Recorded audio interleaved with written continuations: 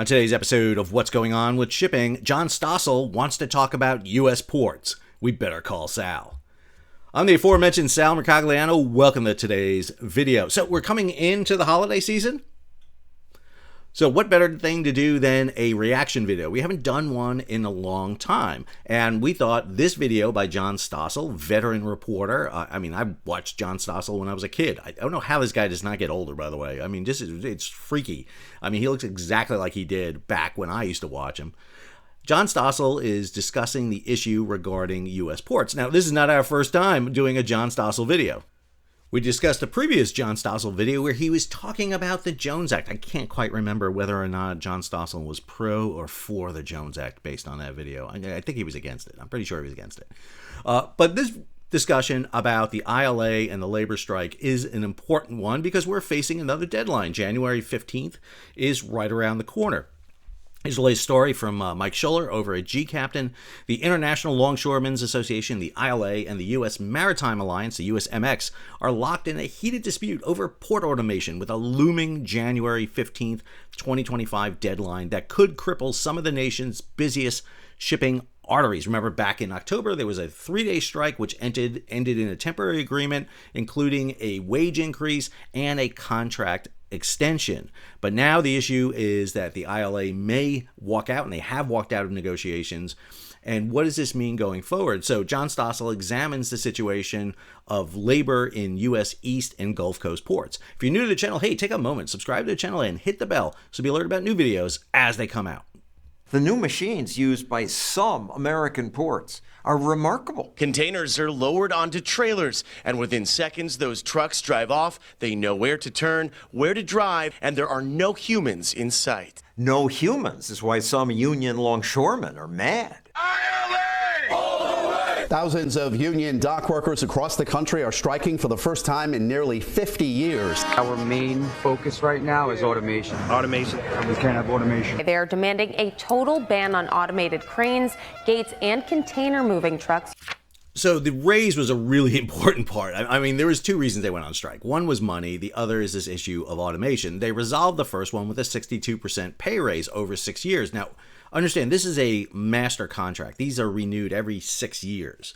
So the previous contract ran from 2012 to 2018. And during that period of time, the ocean carriers, the ports, the terminals, which represent the U.S. Maritime Alliance, really weren't making huge amounts of money. There wasn't massive profits, let's put it that way. They were pretty much breaking even over those 6 years. However, from 2018 to 2024 is much different. You had massive profits being raked in. And so the union advocated for a substantial pay raise, which they got, 62%. I want 62%. I really would like a 62% pay raise. They were able to get that. But the other issue underlying the surface is the issue of automation. But Union President Harold Daggett says we'll strike again in January unless we get a total ban on automation. So let's be clear about Harold Daggett for a minute. I did a whole video on him and his video he did. You're going to see a portion of what he talks about here in a second. Daggett is out of central casting when it comes to a union boss. If you ask Siri to give you a union boss image, it's going to be Harold Daggett. Daggett has gotten a lot of attention. You may remember back in October, issues came out with his house and his boat and how much money he makes. Okay, what I didn't see during that discussion is how much money and boats does the head of the shipping companies make, or the terminals, or the ports. I mean, okay, all these bosses make a lot of money. I got that. This is his last fight.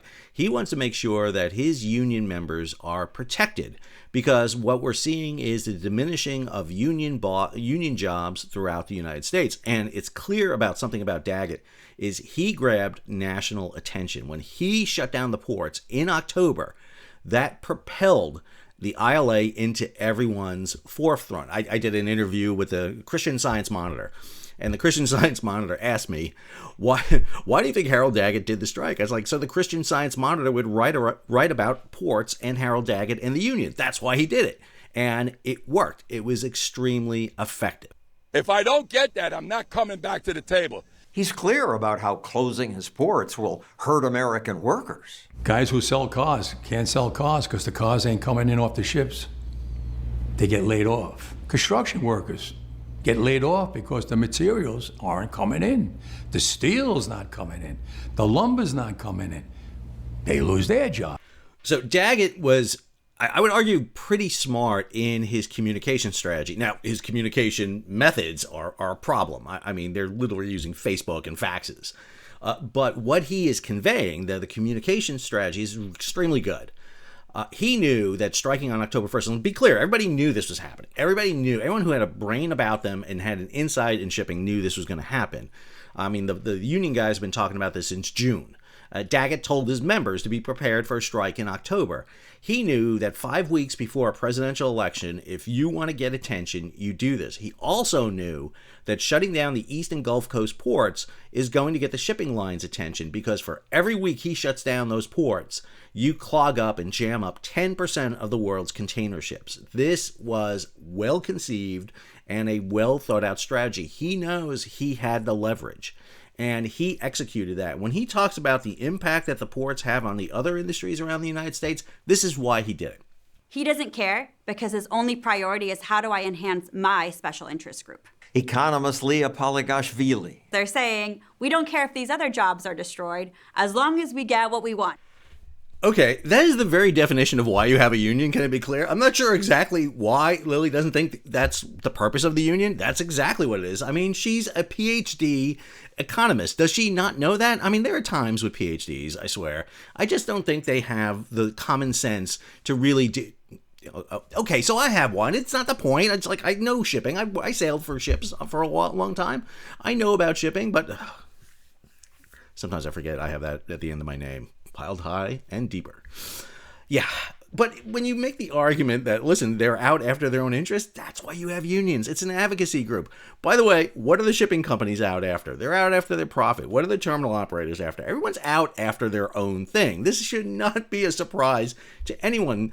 The port dock workers, the ILA, are not doing this because they support the American way and they're doing it for nothing. They want to get paid. And it's a dangerous job. I mean, I don't know if you've ever been in a port, but it's a really, really dangerous job. And let me be clear, many of those jobs we're talking about cannot be automated.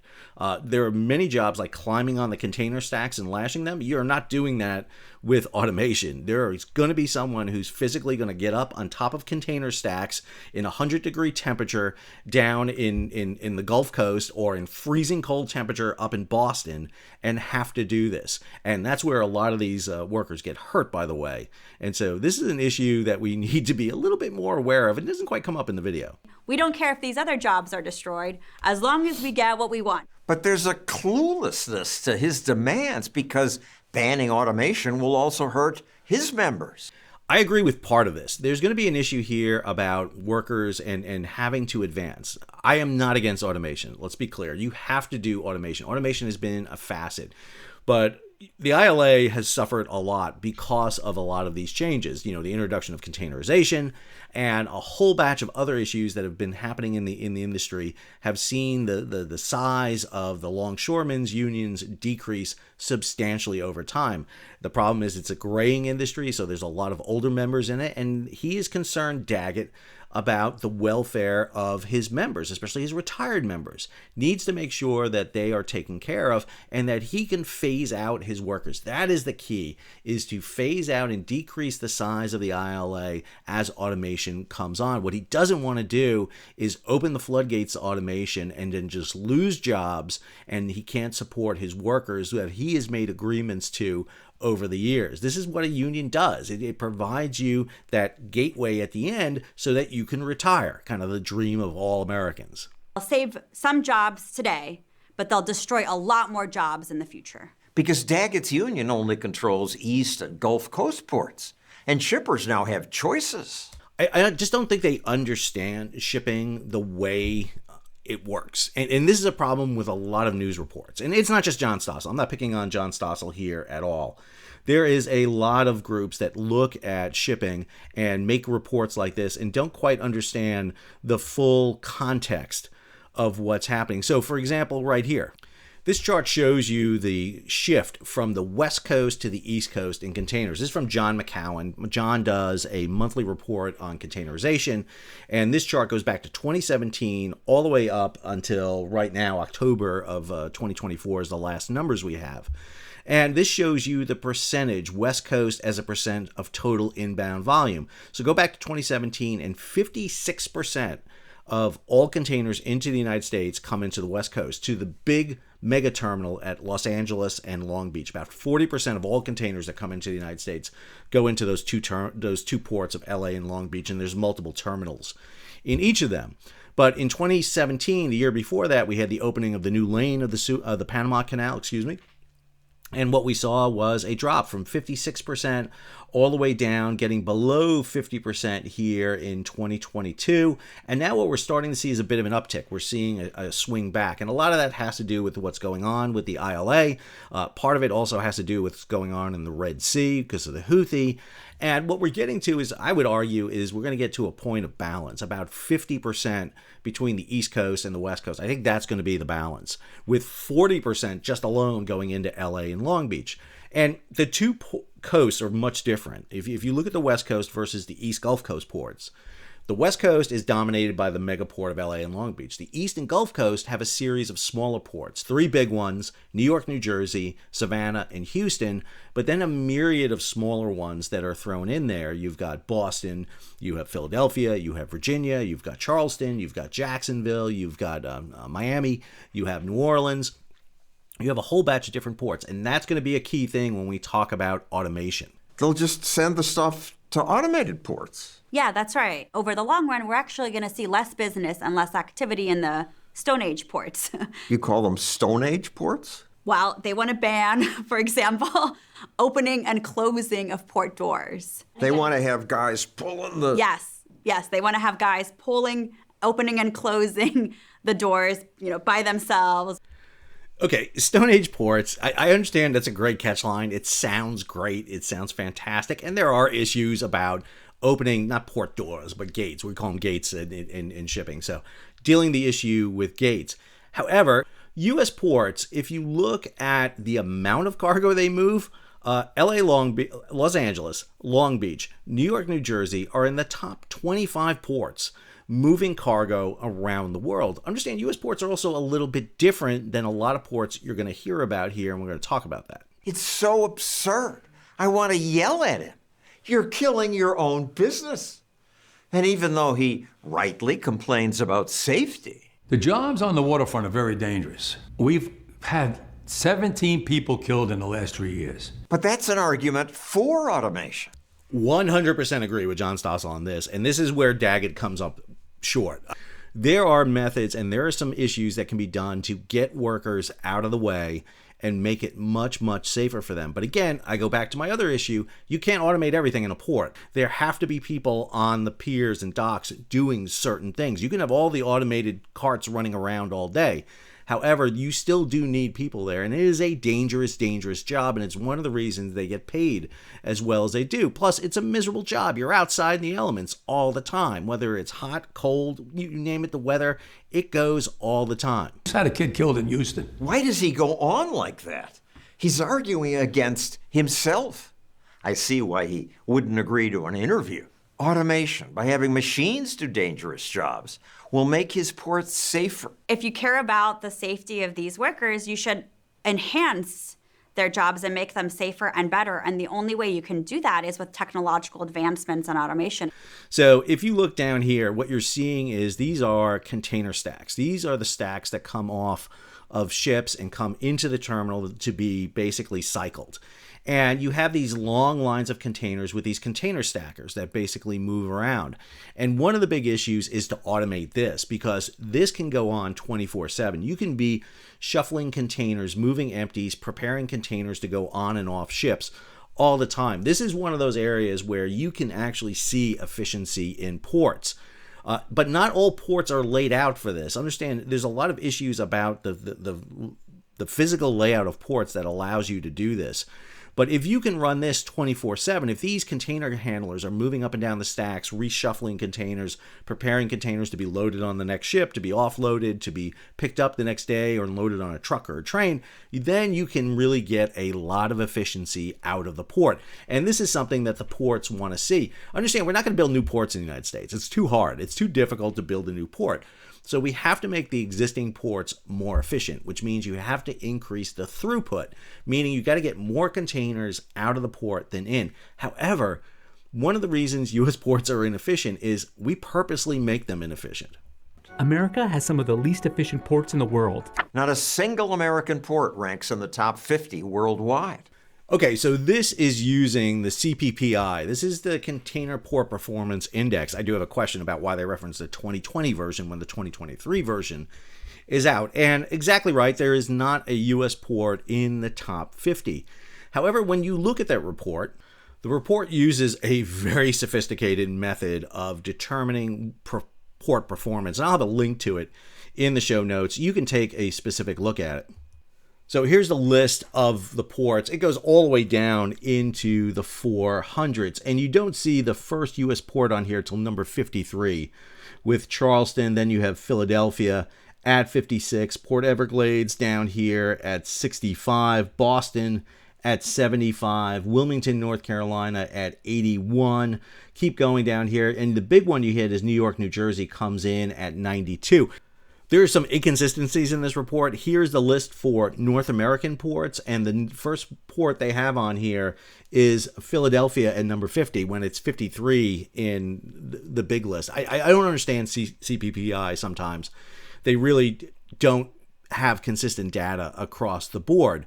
But in truth, you do see American ports not listed as being the most efficient. And the question is why? Well, U.S. ports operate different than a lot of ports. When you look at the big ports, and they're going to reference ports in China and Asia, a lot of those are transshipment ports. Those are ports where containers come in, they're loaded on a ship, or a ship comes in, offloads the containers, and the containers are loaded onto another ship. In other words, you are transshipping containers between different modes of transportation. U.S. ports are terminal ports. In other words, the cargo is either coming in the port to go out, and that's it, or the cargo is coming in to go in. That's it. You're not shipping it over anywhere. And in U.S. ports, particularly in LA and Long Beach, but there are other ones that do this, they allow containers to sit in their terminals for really long periods of time. They give them days where they can just sit. These lay days they have allow shippers to bring cargo in and store them in the yard without putting them into a warehouse for free. If I'm a shipper and I got a container coming in that doesn't need humidity and temperature control, why would I pick it up any sooner than I need to? I'll leave it in the yard.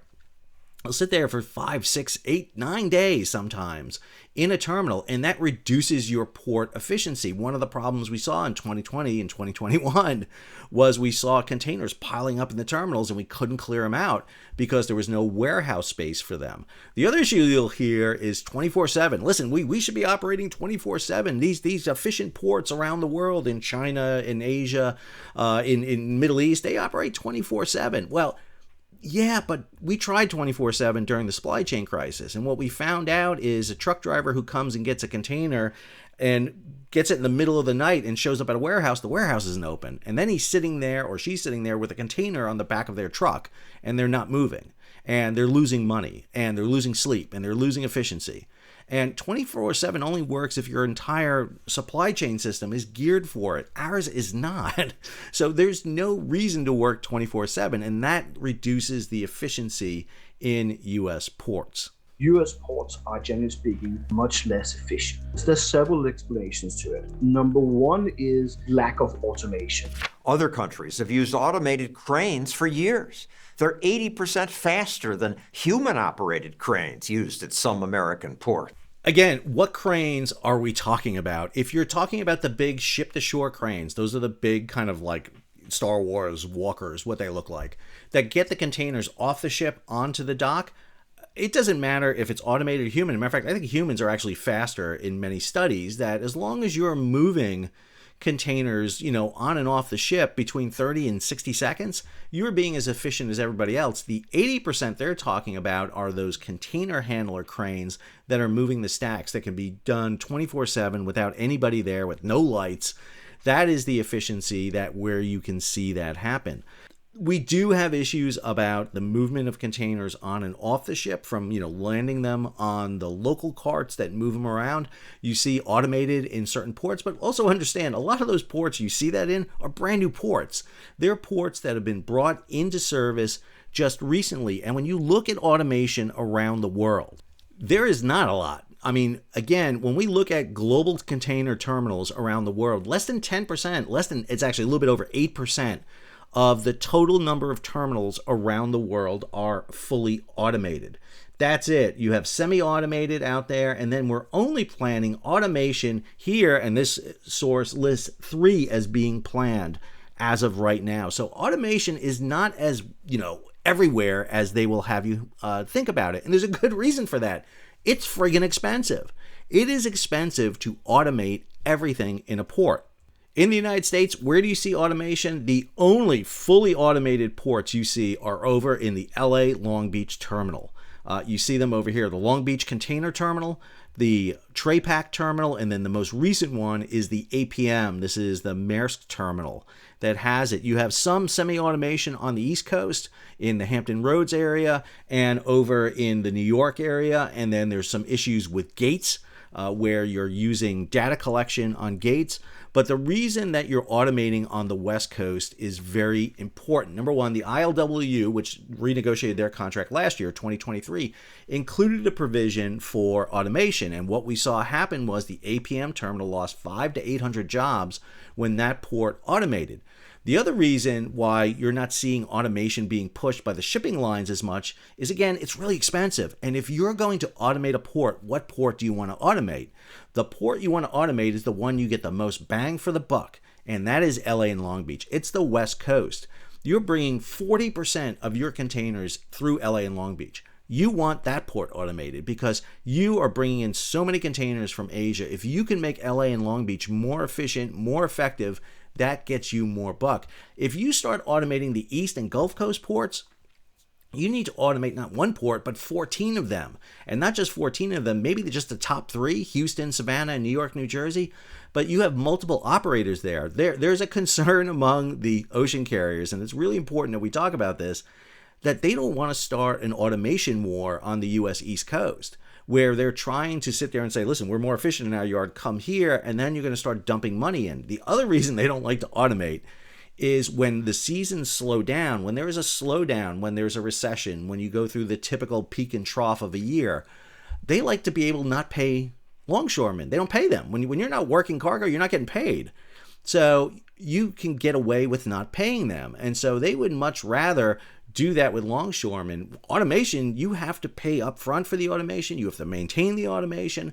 It is a lot of money. If you look at automation in other industries like the car industry and the airplane industry, one of the things they tell you is it helps you with your labor more than anything else. It's hard to get labor. This is not the issue in the ILA. They've got labor. The issue is not a shortage of labor. That's not the issue of this industry. But what they want to do is phase out the labor, and so that they don't have to worry about it. But right now, they are not talking, and this is the thing again, they are talking just about the ILA. They're not talking about the other group that has a part to play in this whole entire issue, and that is the U.S. Maritime Alliance. The U.S. Maritime Alliance is that entity that basically negotiates with the unions.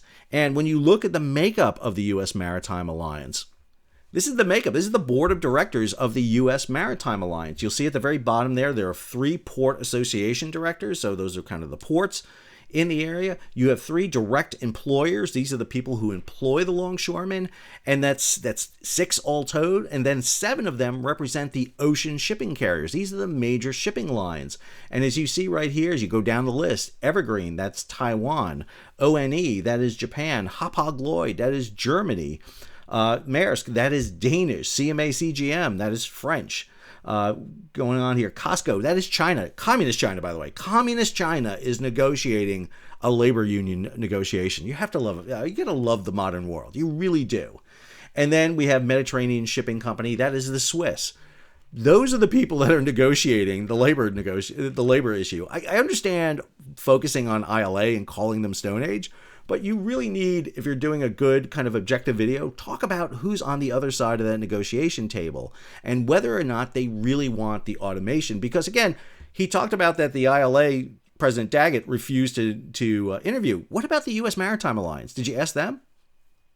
I'm going to say no. The best ports in the world are Asian and kind of Middle Eastern ports. They allow for innovation and technological advancement.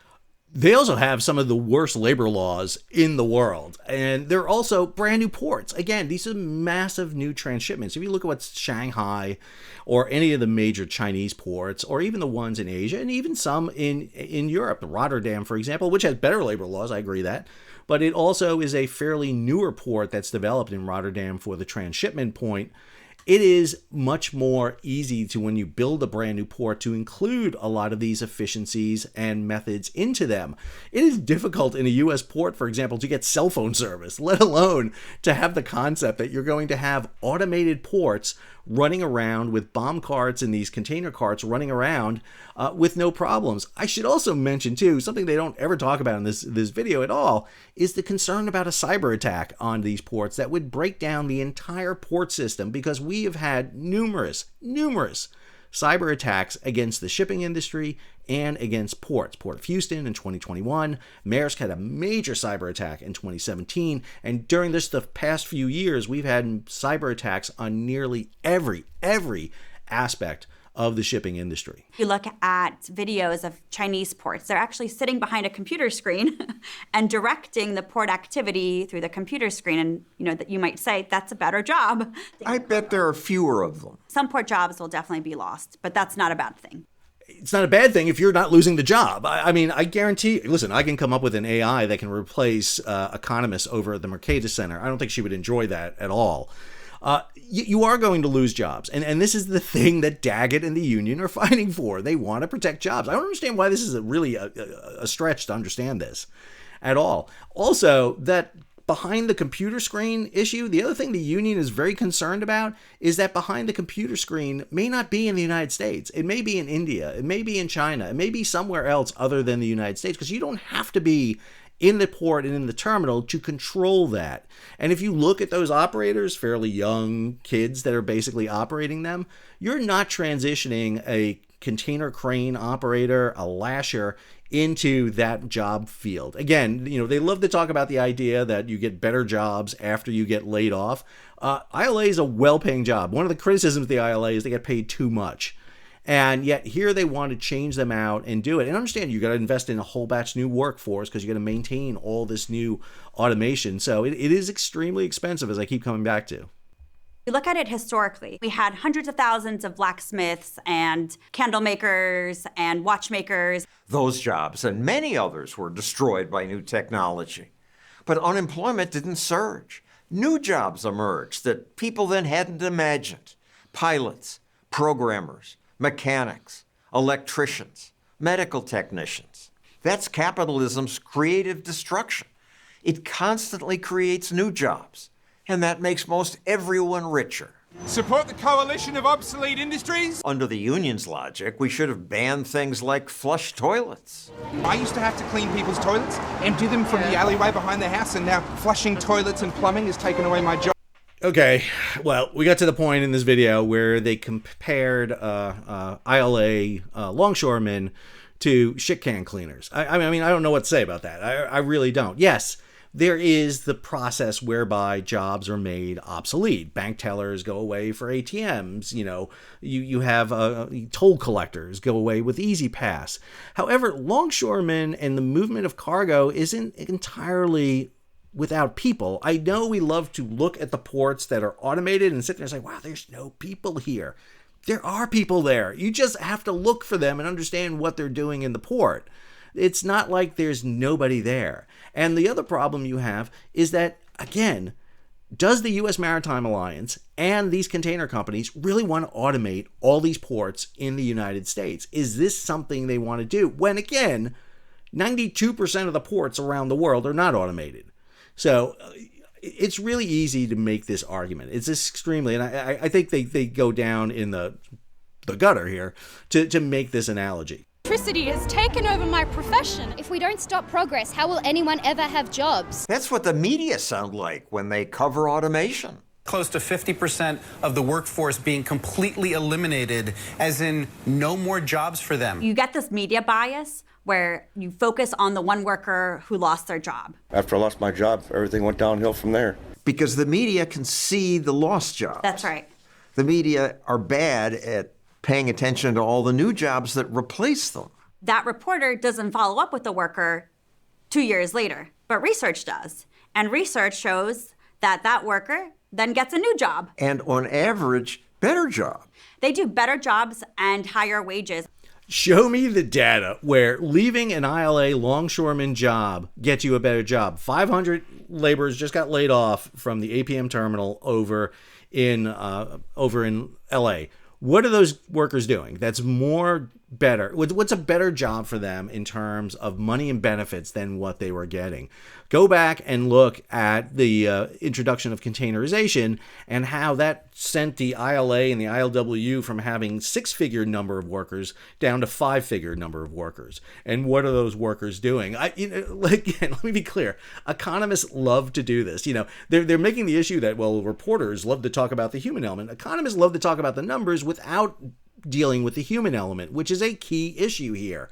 Because the ILA workers, men and women, worked during COVID. They were out there doing the jobs, moving containers when no one else would. And I know the argument right now, people are shouting, this, oh, SAL, if it was automation, it would have been working there either. It would have been fine. You still need people out there. You still need mechanics and the programmers and the people in the consoles doing this. You are not going to reduce. You will see reduction in numbers here. You will see a gradual increase. But what the ILA is fighting for is to phase this in over time. And again, I don't hear the U.S. Maritime Alliance at all out there advocating is like, we have to have automation. They don't want to come out because they don't want you to put a face to them. Don't you understand that? If the news cycle is so good, they should be talking to those people I highlighted who are in the U.S. Maritime Alliance and on the shipping boards. Higher wages because innovation helps people do more. Look at construction. Introduction of bulldozers, crane trucks, and all these tools have made the construction industry and the construction workers better off. It's more efficient and more productive, and the real wages of those construction workers increase. Machines got to stop. By fighting machines, union leaders don't protect workers. They hold us all back from a safer, wealthier future. Has anybody been in a port? I mean, there's like machines everywhere. I mean, she's making the argument here that, well, because of bulldozers, because of cranes, you can move things. There are container cranes. There's scores of machinery in a port. You still need, I mean, who's arguing, for example, to automate dump trucks? Who's arguing to automate a crane that's hauling up pieces of steel for a skyscraper? We still have people doing that.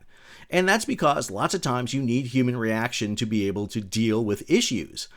We are not quite at the AI we tend to think we're at times. I mean, look at warehouses where they're trying to automate warehouses, yet a lot of times they have a very big problem in moving big objects. They're great for small little things, but the large measures, you still need human beings in there. And listen, this is just an effort to blame the ILA for a potential strike that may be looming on January 15th. I personally don't think we're going to see a strike on January 15th. I think what we're seeing right now is some jockeying by the ILA to see what they get out of the Trump administration that's coming in. Remember, this deal expires on January 15th, 5 days before the inauguration. This is a very well-planned event. Oh, these are the automated ones. So that was my review of Stossel video. Again, I'm just trying to provide the kind of flip side of what they're talking about. I think John Stossel does a great job. I always watch his videos. I think they're really interesting.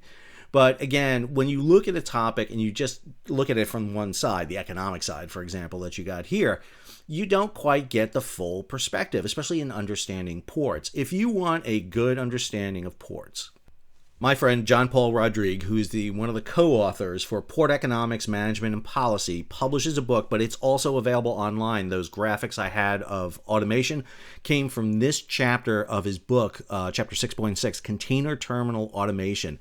An entire discussion about it. Go ahead and read it. Understand what is happening in terms of port terminals. This will give you a better understanding, a deeper understanding of what is happening. I hope you enjoyed today's episode. If you did, hey, take a moment, subscribe to the channel, and hit the bell so be alerted about new videos as they come out. Leave a comment, share it across social media, and if you can, support the page. How do you do that? Hit that super thanks button down below, or head on over to Patreon and become a monthly, yearly subscriber. Also, don't forget, we are on Spotify. That's right. We're turning our videos into podcasts. A couple of days later, they'll pop up on Spotify. So if you wanted to hear the beautiful sounds of Sal Mercogliano talking to you about shipping, well, go ahead and follow us over in Spotify as we get going bigger on that. Hopefully that platform takes off as much as YouTube has done for us. Till our next episode, this is Sal, signing off.